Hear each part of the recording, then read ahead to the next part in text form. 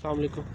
تو میں بات کر رہا ہوں کہ اللہ کے نبی سے پوچھا گیا کہ اسی طرح جیسے ہجرت کے بارے میں پوچھا گیا، تو اللہ کے نبی سے دوسری بات جو پوچھی گئی وہ یہ کہ جہاد سب سے افضل ترین جہاد کون سا ہے؟ تو اللہ کے نبی نے کہا کہ نہ اپنے نفس کے خلاف یا اپنے نفس کی خواہشات کے خلاف جہاد کرنا جو ہے وہ سب سے افضل ترین جہاد ہے۔ یہ جہاد کے ابتدائی مراحل ہیں، یا اس کی ابتدا جو جہاد کی ہوتی ہے وہ یہاں سے ہوتی ہے، ٹھیک ہے۔ اپنے نفس کے خلاف جہاد کرنا افضل ترین جہاد ہے۔ یعنی جب اذان ہوئی یا کان میں آواز آئی اذان کی تو آپ نے کمبل اٹھا کے دور پھینکا، گرم بستر کو چھوڑ دیا، ٹھنڈے پانوں سے وضو کیا، اللہ کا حکم ماننے کے لیے مسجد چلے گئے، تب آپ نے جہاد کر لیا، ٹھیک ہے۔ آپ نے جہاد کا عمل کر لیا، ٹھیک ہے۔ آپ نے جہاد بن نفس کا عمل یا اس کی ابتدا کر لی، ٹھیک ہے۔ تو اب جہاد کے نفس کے جہاد سے ہے اس کی انتہا تک کا سفر، ٹھیک ہے۔ تو انتہا اس کی میدان میں ہے۔ پھر جیسے ہجرت جب اپنی انتہا کو پہنچتی ہے تو وہ پھر مکے سے مدینہ ہجرت ہوئی، ویسے ہی جب جہاد انتہا کا ہوگا یا انتہا پہ پہنچے گا اپنی، تو پھر میدان میں ہوگا، وہ اللہ کے راستے میں یا اللہ کے حکم ماننے کے راستے میں جو ہے وہ آپ کا جہاد یا آپ کی جان قربان جو کی جائے گی وہ جہاد افضل کہلائے گا، اگر اس کی ابتدا یہاں سے ہوگی جو میں بیان کر رہا ہوں، ٹھیک ہے۔ اور میں بیان صرف میں الفاظ اللہ کے نبی کے دہرا رہا ہوں، ان کی بات کو اپنے زبان سے یا اپنے لہجے سے یا اپنے جیسے بھی مجھے طریقہ کار آتا ہے اس طریقے سے اللہ کے نبی کی بات کو پھیلانے کی کوشش کر رہا ہوں، ٹھیک ہے۔ تو میدان میں جو اللہ کے راستے میں لڑنے کے لیے تیار ہو جو، یہ جہاد افضل ہے، ٹھیک ہے۔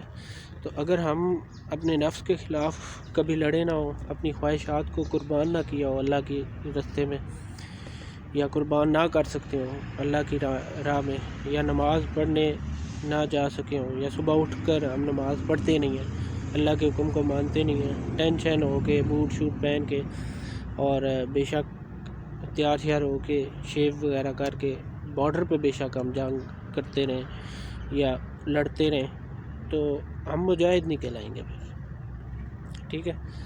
جب رب کا حکم ہم پس پشت ڈال دیں گے اور کسی اور کا حکم مانیں گے یا کسی اور کا حکم ہم نے مان لیا، تو اپنے نفس کی بات مانی یا نفس کی تسکین کے لیے وہ کام کیا، تو معذرت کے ساتھ ہم پھر پیشہ ور فوجی کہلا سکتے ہیں لیکن مجاہد نہیں کہلا سکتے، ٹھیک ہے۔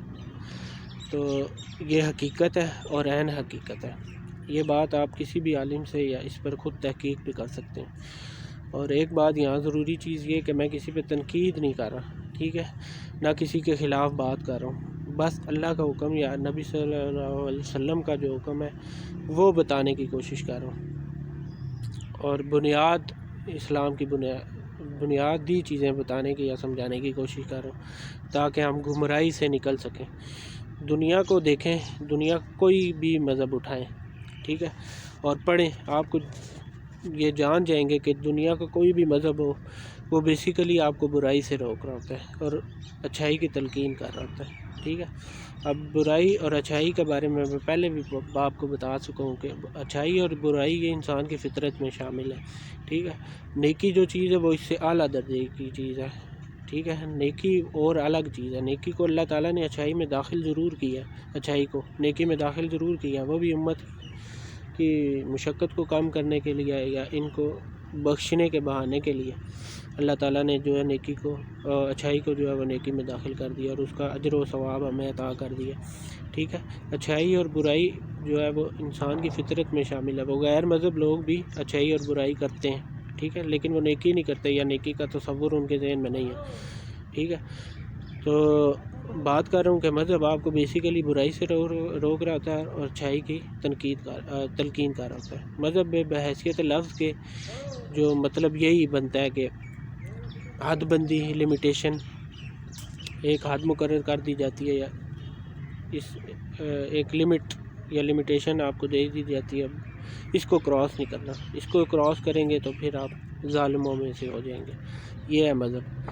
اب اسلام کی بات کرتا ہوں۔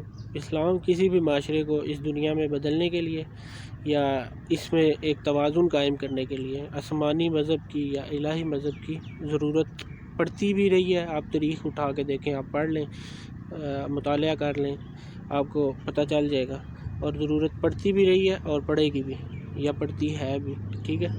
تو کیونکہ انسان بھی اتنا ہی علم جانتا ہے یا علم رکھتا ہے جتنا اللہ پاک نے انسان کو سکھایا ہے، یا جتنی توفیق اللہ نے دی ہے انسان کو، ٹھیک ہے۔ اس سے زیادہ انسان نہ تو تجاوز کر سکتا ہے اور نہ ہی کسی کے مخلوق کے بس کی بھی بات ہے کہ وہ اللہ کے حکم کے سامنے جو ہے وہ کراس کر لے اس کو، یا اس کا کوئی حل نکال لے، ٹھیک ہے۔ جو علم ہم تک پہنچتا ہے یا پہنچا ہے، یہ ایک ٹرانسفر ہے یا ڈیٹا ٹرانسفر ہے، ٹھیک ہے۔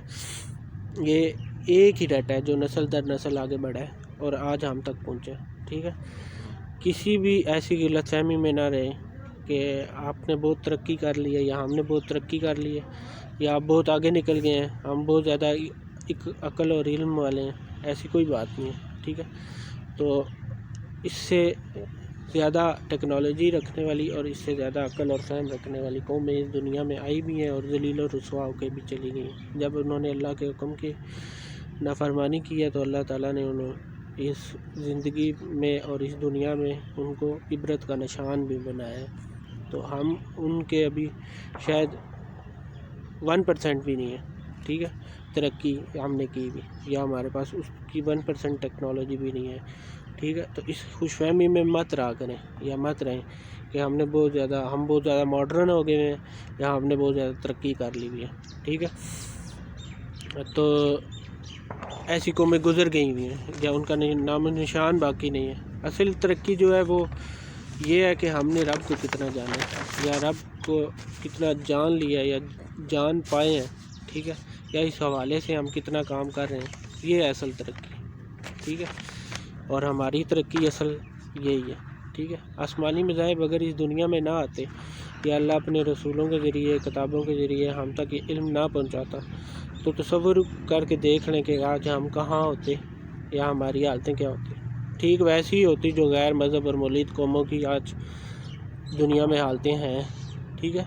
اس دنیا میں آپ دیکھ لیں کہ غیر مذہب کیسے زندگی گزارتے ہیں اور ان کے رسم و رواج کیسے ہیں اور ان کی زندگی کیسی ہے، ٹھیک ہے۔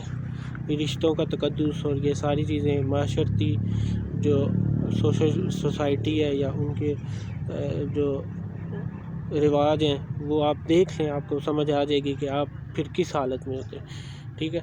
اور پھر جو ہے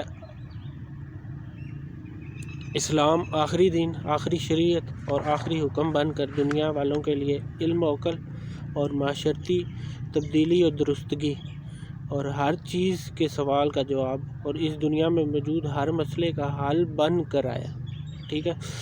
اور ہمارے آخری نبی آقا دو جہان محمد صلی اللہ علیہ وسلم رحمت للعالمین ساری کائنات دونوں جہانوں کے لیے رحمت بنا کر بھیج دیے گئے۔ یہ ہے اسلام باواسطہ مذہب، ٹھیک ہے۔ تو ایمان رب اور رسول صلی اللہ علیہ وسلم پر اتنا ہو یا اس انتہا کا ہو کہ ہماری چھوٹی سے چھوٹی ضرورت کا سوال بھی ہم رب سے کریں، ٹھیک ہے۔ اور ہر مسئلے کا حل، چھوٹے سے چھوٹے مسئلے کا حل اور بڑے سے بڑے مسئلے کا حل آقا دو جہان صلی اللہ علیہ وسلم کی سنت احکامات سے تلاش کریں۔ یہ ہوگا اصل اور مکمل ایمان، ٹھیک ہے۔ وگرنہ زبانی تو ہر انسان اپنی ویسے مجھے یہ استعمال نہیں کرنا چاہیے ورڈ، لیکن یہ بات کرنی بھی نہیں چاہیے لیکن میں کر رہا ہوں، اپنی معشوق اور محبوب سے یہ وعدہ کرتا ہے زبانی، یا ہم کرتے ہیں کہ ہم تو آپ کے لیے چاند ستارے بھی توڑ لائیں گے، ٹھیک ہے۔ تو ٹھیک ہماری جو اللہ کو ماننے والی یا اللہ کے نبی سے محبت ویسی ہی ہے کہ ہم آپ کے لیے چاند ستارے توڑ لائیں گے۔ ویسی محبت نہ تو رب کو چاہیے اور نہ نبی کو چاہیے، ٹھیک ہے۔ تو جو اصل محبت اور ایمان جو ہے وہ میں نے آپ کو بتایا اور بتانے کی کوشش کی ہے، اور اسلام بھی بتانے کی کوشش کی ہے۔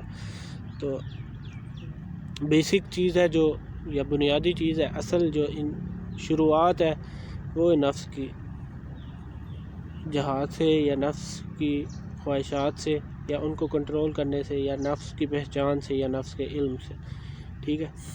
جب تک ہم ان چیزوں کو نہ سمجھیں گے، نہ کنٹرول کریں گے، نہ سیکھیں گے، تو پھر ہم کچھ بھی نہیں کر سکتے. پھر زبانی ہے کہ جو مرضی کہتے رہو. ٹھیک ہے. اللہ تعالیٰ اس ملک، قوم اور امت پر اپنا خاص کرم اور رحم کرے. السلام علیکم.